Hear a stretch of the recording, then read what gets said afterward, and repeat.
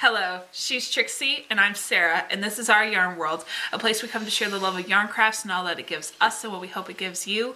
We're on episode 207. Yep. I was right. I remembered. And we are getting back into the swing of things again. Sorry for the pause over January. Very much kind of out of our control. We got really sick. Really sick. And also just dealt with a bit of a burnout crash from just how we operate doing the craftiest time of the year. It is very fun, but it's also a pressure we put on ourselves. Because we know that you guys aren't asking us to do it. We recognize that you guys are crafters and understand what it's like to have to make things by hand and the time for a time limit. Exactly. We know that you guys understand, but it's us. We want to see how far we can push ourselves, and then that creates this thing of well, can we do better than that last year? Can we do better than last year? What are we doing this time? What are we doing this time? And it's just just stuff that that's just fun. But it's not just that. That time of the year is just crazy. We also have a lot of birthdays. We have break with the kids. Yep. It's a very oddly congested part of our year, and so I'm sure this is something we end up doing quite a bit. I'm sure if you go back into our catalog of videos around that time, we just take a break. But as always, we're back, and it's getting close to Valentine's. And I don't know about you. Growing up, I would say we really did not celebrate Valentine's in a way that was huge. We acknowledged it, and I would say I have very fond memories of Valentine's Day just because there was always this exchange of gifts. It wasn't always huge, right? But just something. A favorite candy, favorite item, just an experience. And my mom favorite shape is hearts, so that was always that kind of was fun, and it's always just very bright, and I like how vibrant the red, pink, white look is. Even that pastel purple. I think that's such a pretty color combination that you don't see unless it's that. Right. You know what I mean? And so I love that, and it's been a real thing where my brother got married on Valentine's. Yeah. And so that makes Valentine's Day more special in our family. Yeah. And I don't know. There's so many small things that as I'm getting older, I realize I like it. I realize I like the holiday. And I love the fact that we are growing into, society, don't just view it as something that just has to be for romantic couples. It is just the celebration of love. It is the relationships that you have, the things you hold dear, the way that we can use our independent love languages to be able to spend time with each other and just be able to say, hey, I like you. Right. I want to show you that I see you, I appreciate you, and no one should be alone. Exactly. I really think that that's where it comes down to. Yeah. We should just enjoy each other. Yeah. And so I'm really just kind of thinking that we need that. There's so much craziness going on. And I just love the idea that we can just sit down and be like, no, we're not going to let that take us down. Exactly. We're going to just be able to sit down and be find ways to be able to show that we care. Right. And I like that challenge too, because I've been literally surprised by my husband, who normally doesn't celebrate the holiday, by picking me up favorite candies in a book in a series that's not even his favorite, he doesn't even care about this series, but he knew I liked it, so he picked it up and he just handed it to me one year. And I remember just being like, we don't normally celebrate this holiday. And him just being like, I was just thinking about you though. And I'm just like, that's what the holiday represents. It creates this focus of like, who's most important? Right. Who should I remind that I appreciate this relationship that we have? The value you bring to my life, and I'm able to just show you in some way, hey, thank you for being there. It could be anybody. It doesn't have to be romance. No, and that's exactly it. And it does not have to be this huge thing. It like a mom and a mom and a daughter relationship. Right. Me with my children. Friendships. Like I have friendships that I'm hoping to be able to celebrate over that holiday, just sending it over to even family members, my brother and his wife, just being like, hey, I love that you guys are together. I am excited to see what this year is going to bring for you guys. Because it's just supposed to be fun and happy. In that vein, I brought out some pink roses. They're faux roses, but they last forever. I love it. And it's got a little pink heart balloon in there. And I got that last year when we were going to have a Galentine's party. I've been thinking about having a party this year, but I'm still not quite over this cold. And with asthma, you just, if anybody else comes into the household that has any kind of virus going on, or you catch it. Or just allergen. Yeah. Just, your body hasn't recovered. Right.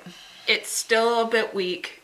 Yeah. You're feeling on the mend, but it still requires you to be like not exposed to other things so that you don't relapse. Yeah. Careful. You got to be careful who you're hanging around with, because you could easily go back into another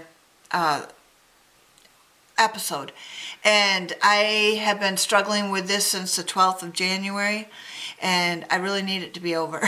You know, so I know that you had mentioned this before because you wanted to have a craft day. I say that maybe more in March we do something like with the same people, but like be like, hey, you know, bring more people, bring everybody. Let's just have a craft day. Let's just have some fun. Because everyone enjoyed the craft that you presented for that day. That was so cool. And the games. And oh, God, that was so much fun. Yeah. So, yeah, we definitely need to do something again with those people. Yeah. But just don't have to hold pressure on it having to be that time. That's true. You could still send out invites and just be like, hey, Galentine's might be postponed this year, but just know that if you want to save the date for this day in March, we can still have fun and do like a craft day with everybody. Yeah, yeah. Kids crafts, adult crafts, snacks. Anybody that's going to come to that is going to appreciate that, because the kids need time to have their craft. Oh my God. It's so all important. The kids that we hang around with love to craft. It's so important. Yes, it is. Being creative is important. So I wanted to explain a couple of things before I showed you what I've made. I've been dealing with some health issues other than the asthma. The hospital called me up and said I needed to have another ultrasound on my thyroid, and that it, because my ENT, my ear, nose, throat doctor had retired, I didn't think there was any more, I didn't know that I had gotten switched to somebody else. Yeah. So I didn't realize, and so the hospital called me up and said, you have had this referral, right? Not so much that. It's you have an incidental problem that we need to look further into. And so I think they got a hold of the doctor's office and they got the ball rolling, because I have been getting ultrasounds on my thyroid for the last, I want to say at least 4 years. 3, I know it's got to be 4, possibly 5. This was maybe the 5th year I've done this now. And so they have all these other scans that they've done, and each time this nodule has gotten just a tad bigger. And so they had me do an ultrasound, and I did that this couple days ago. And yesterday I got the results back on my chart, and it says that I need to do further testing, which is a fine needle aspiration. It got big enough to do that. So I don't know when that's going to happen. I have my phone on silent right now, but I do have it in front of me in case they do call. But we are just going to head forward with this. It's not going to be pleasant. It's not going to be fun, but it's going to give us answers that we need. Also, on Thursday, which is, well, for us, we are recording on a Wednesday. You see these on Friday or after. So tomorrow for me is another throat esophageal test. I think this is due to the Crohn's diagnosis. I could be wrong, but the GI doctor wants to look into my esophagus and see if there's any problems with that, because they have tested all the other areas and they have not tested this area yet. So I have to go in for a test tomorrow on that, go to the hospital and have that tested. And I guess the worst part for me is I've never been through this before, so I don't really, I have heard what it entails, but never having been through it before is the scary part for me. Right, because you just don't know what you're heading into. Right. And so, and because it's not something that they're going to put you out for, they told me I didn't even need a driver, but I am bringing my daughter in case, because what I heard they have to do doesn't sound pleasant, and I might need somebody to drive me home after it's done, because the shock of it. Yeah. The shock of it. So discomfort. Yeah, so I am being cautious and bringing her along with me anyway. And so that's the stuff that's going on with me right now. Just getting more answers so I can deal with what's going on and figuring out what the next step is. So that will tie in with the quote later. Okay. And the last thing I want to add to this, just something that just hit me. My mom has a history, and we don't know what causes this specific issue. My mom has had collections of masses and growths all the time I've ever known her. She's had to have surgeries upon surgeries about surgeries of mysterious growths throughout various spots of her body, lower and higher, stuff in her legs, I mean, chest. I mean, even endometriosis is a certain type of growth. Yeah. And now in here, none of them have ever proven to be cancerous. Right. And I'm not gonna start. We are wise about the fact that we're not acting like we know what's going on, but it is a phenomenon she has become somewhat aware her body has a tendency towards. And so it creates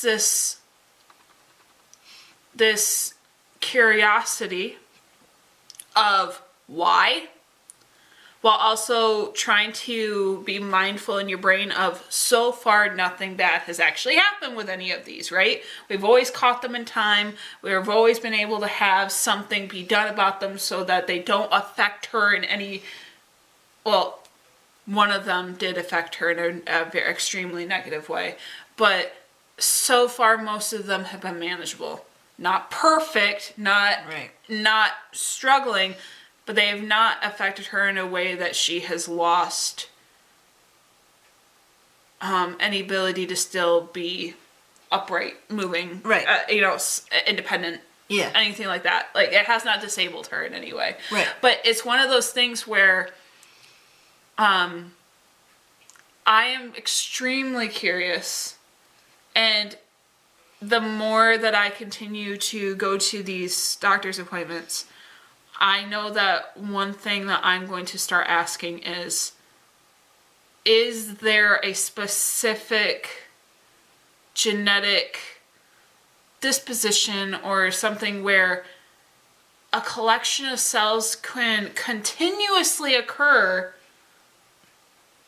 where she could have a bump and then it creates such hard tissue under the skin, or she has something happen and it just doesn't naturally heal correctly, because that's really where most of these have been coming from. And I'm wondering, because like none of them have been cancerous, which I'm so extremely grateful for, don't get me wrong, but I've always understood a collection of cells as being somewhat cancerous. Right. But I'm learning that my lack in understanding of that is truth. I don't know. But it's just been a very perpetual, continual battle that her body does not heal correctly, and it leads to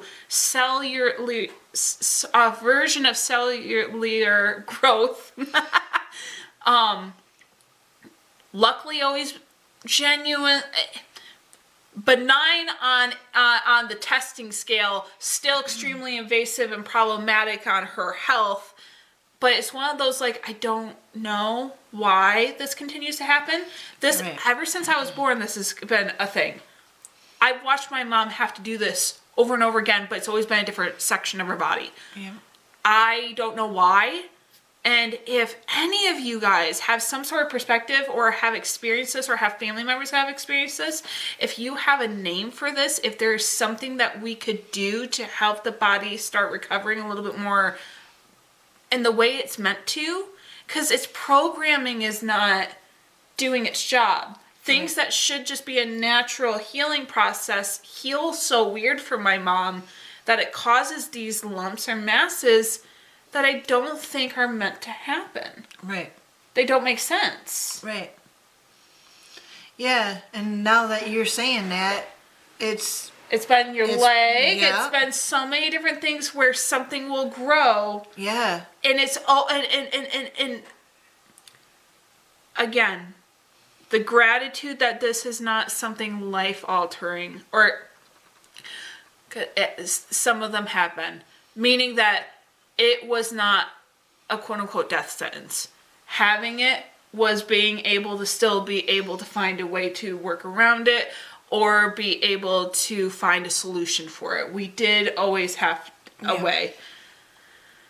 But it's now a matter of asking the right questions now, because it's now become this thing where we are continuously battling the same thing, but it's in different locations, always.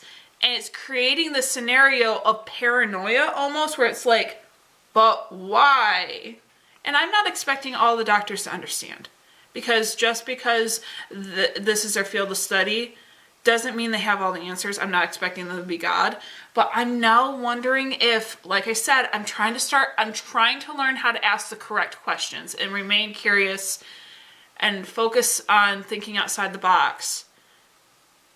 Does anyone know of a phenomenon where there's cellular growth that is continuously claiming to be benign, but continuously happens throughout the body all the time? Because I've never met a woman that has so much masses that have to constantly be surgically removed because they will not stop growing, Right. to massive amounts where it becomes an obstruction of her other organs, so they have to be removed. But they're always continuously not cancerous. But they won't stop growing. Right. It makes no sense to me. So I'm just asking. If you know, I just figured that I would ask. I know we're not a medical channel. We don't normally talk about this stuff. But it's one of those things where I just figured throwing that out to the void, because I know people have experiences further along the journeys than we do. And I just figured that it's not a wrong thing to ask. Yeah, that's true. Yeah. I try to become curious. I try to think of how to phrase the questions correctly. It's something I'm trying to learn more and more. And I just know that I'm at a point where if you give me permission, I'm going to start asking specific questions to these doctors if I keep getting to be along for the ride, because I'm getting, I feel like there's a pattern. Right. Well, I almost can't wait until I'm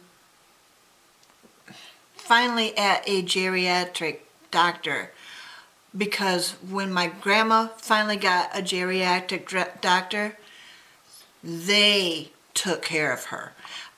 It was all inclusive. Yes. It was a whole battery of doctors who would talk over the cases together. And I'm not at that age yet, but I don't want to be morbid.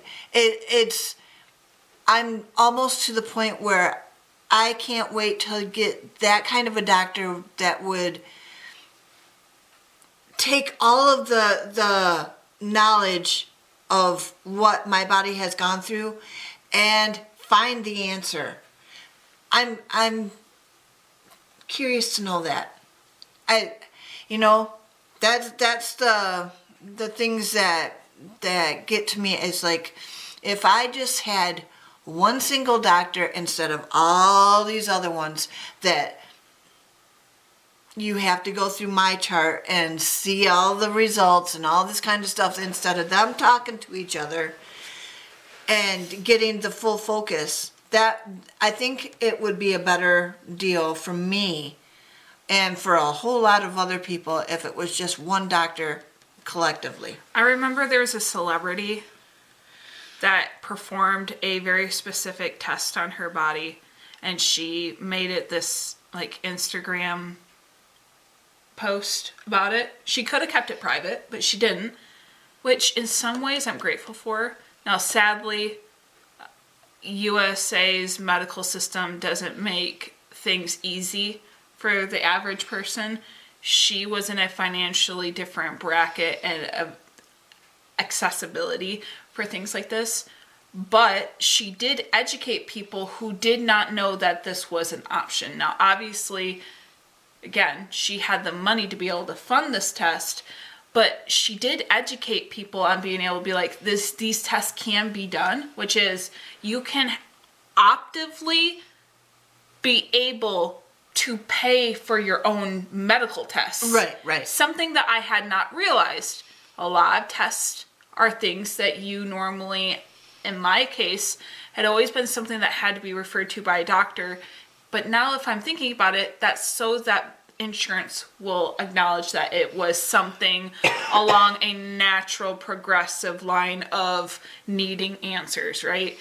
But as a regular individual who's just trying to manage your own health, and if you have the money, you can get certain tests done by literally paying to get them done on your own. You don't have to have a doctor. And she wanted to get, I don't know if it was an MRI or a CAT scan. I thought it was a PET scan. Oh, it might have been a PET scan of her whole body. Yes, the PET scan. Top to bottom. And the proper people that know how to read those scans was able to finally give her what her body was showing in those scans. And when I say things that have been an enigma for decades were able to finally be understood, because just doing isolated testing wasn't giving the full picture. Yes. You saw the problem, but you didn't see the domino effect that got you there. Because the body is a whole machine. One part might be having a problem, but it could have started way up here. Or down here. Or both sections at the same time intervulging, and they crash at that point. Yeah. And her getting that was such a very interesting educated point on my end, where it's like, sadly, we're not at a point where we can opt to have that with just a normal financial bracket, middle class. But the fact that that's something that people, if they can afford, that is something that I don't think the general public realizes that they can do, so that they have more control over what their body and their life's experience is. Right. Right. It's just a thing. And I just think that that's something that people don't realize, that is an option if they can gather the funds. Right. That if you're having chronic issues and you feel like you're not understanding where the connection point is, and doctors aren't willing to be curious enough to be able to write a referral so that insurance is willing to acknowledge its existence to be able to help you be able to financially cover said tests, if you're able to financially do it on your own, you might be able to secure some answers for yourself. Right. And so I don't know if that's something that someone needs to hear, but I just know that was like I just never thought about it. Pregnancy tests and stuff have always been something that I knew that people could do through blood tests and stuff that you could pay to do, because that sort of thing is optional. Right. Not necessary for the pregnancy journey, right? But other things, I didn't realize that for your everything else, you can push that narrative if you think outside the box. I swear, like, you get so used to one way that you just don't know. Right. Well, I think with the time that we have left, I think we should just go into our quote. It's a different kind of video today, and we will just save the projects that we were going to show you for next week. Okay, I'm sorry. More for Valentine's Day anyway, right? Yeah. So, I think this quote is going to tie in so well with what we were just talking about. I know that it's not normally our channel's topic of conversation. Yes. We're normally talking about all things crafting. Yes, but right now just seems to be the time when not only me but my granddaughter is going through a lot of testing, and we're just trying to figure out answers. So the quote today is, "Good cheer is the best physician," and that was said by Pindar. Pindar. Good cheer is the best physician. I have found my word of the year is be the light. And I figured that's encouraging people. That is, I can't remember what else I had down. Revealing, wasn't it? Like, it's more encouraging other people, and being prepared to give an answer. So I just figure I'm going to be going through these testings, but I'm going to do it with a cheerful face. I'm going to do it with people not necessarily knowing that, I might have a little bit of trepidation or, a little bit of fear going on, but I'm going to do my best to make sure that I've got a smile on my face and that I'm cheering up people as I go along because you don't know what they're going through. And they may be going through way worse than you are. And so if I have a smile on my face and I let other people know, hey, maybe it's going to be an okay day, or you're going to get the answer you want, or whatever. However they take that, that's what I want to do this year. Yeah, I like the idea that you can pass on something, right? Like last week I was talking about, being able to make an impact in some way. When you feel stuck, how to feel unstuck, right? The practice of when you don't know what to do what you can. Yeah. And I think that with this, that's kind of one of those things where it's like, you don't have all the answers. That is frustrating. Yeah. But that doesn't mean that you want to pass that frustration on, because it's not the people doing the test's fault. No. In some ways, it's not even the doctor's fault. No. It's not all. There's so many things that are so out of your control that when you can make a choice, yes, make a good one. Yes. That's the whole thing, and being able to produce something that helps create some sense of recovery, yes, right? I think that this is a good example for, like, the other day, my son was having a hard time. He was extremely tired. He was at the end of his rope. He was extremely disappointed. He did not want to transition from play to getting ready for bed, and he just kept trying to tell me exactly what he thought he needed. He was trying to advocate for himself. I need this, I need this, I need this, I need this, I need this, I need this, I need this, I need this. And I couldn't give it to him because I knew it was not going to help him. It's not and so it was one of those things where I had to sit down and I distracted him. Started talking about his toes, started talking about other things. And sometimes when we're so convinced that this is that this one thing's gonna fix everything, we don't realize how simple just being able to get out of that circular, non-productive thinking is what's causing the bad mood. It's truly believing that you're stuck and that no one sees it, instead of realizing that maybe I put myself in this hole. Yeah. And not understanding it, because when you're tired, you haven't eaten, had a bad day, you got a headache, you haven't drinking enough water. Yeah. Or you're 6. Or you're 6. Like Daniel. Right. There's so many different things that could cause just being in a rut. And being willing to let something cheer you up. Yeah. Because sometimes you want to stay in that bad mood. And if it helps being able to process something, I have no problem with you being able to acknowledge that you need to be frustrated in that moment because something bad happened and you need to navigate that stuff. You don't want to fake it. There's no reason to fake being happy when you're not. No. But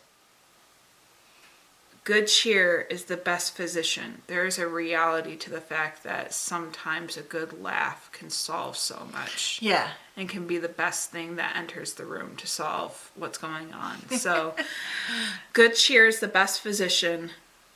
Pindar. I don't know who they are, but very interesting name. So, as always, we started this channel on the belief that having good coping mechanisms, such as crafting, can be a very productive way of being able to rest and also be able to do something that creates life, not only around you, but in you, because it gives you the ability to be able to not only think outside the box, but also be able to create joy, navigate things in a safe and healthy way. So as always, we're here to try to inspire you to pick up something, regulate yourself, take some time with yourself and be able to recharge. be able to problem solve, be able to just make something fun, just for the sake of having fun. Yes. And we hope that until next time, that you get all your projects done, that you're able to have time every single day this week to be able to craft. Yes. And that until next time, you stitch your way To mental health.